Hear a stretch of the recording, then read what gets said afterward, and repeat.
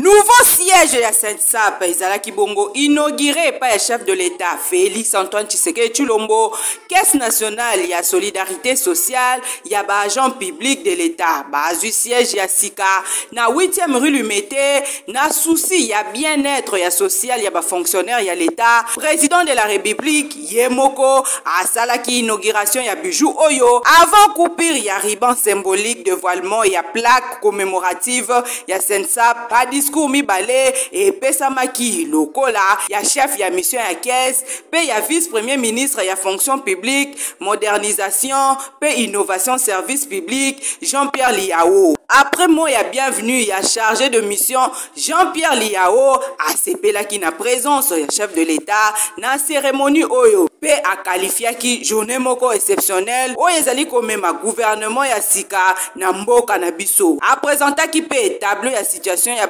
retraité Natina Wana Liao atalisi ke au moins 35 000 agents bazali kozela retraite na bango abakisi lisusu ba oyo bazali kosala donc batu bazali ebele pe masse salariale ezali ko déborder nde Liao atalisi bien-être ya ba retraité congolais ezali urgenté kasi ezali priorité ya gouvernement ndenge Jean-Pierre Liao asukisaki koloba régime obligatoire etiamaki en place pour na kokotisa avantage na gouvernement bosimba ke Sensap et salamaki pour na kobongisa pe kotombola ba prestation ya sécurité sociale ya ba agent public ya l'État pe mabota na bango na régime contributif. Siège ya sika oyo eza inauguré na bâtiment principal moko ya 3 étages na 59 bureaux, centre d'accueil ya VIP, salle ya réunion, réfectoire moko pe bâtiment mususu annexe ezali réservé pour na archive.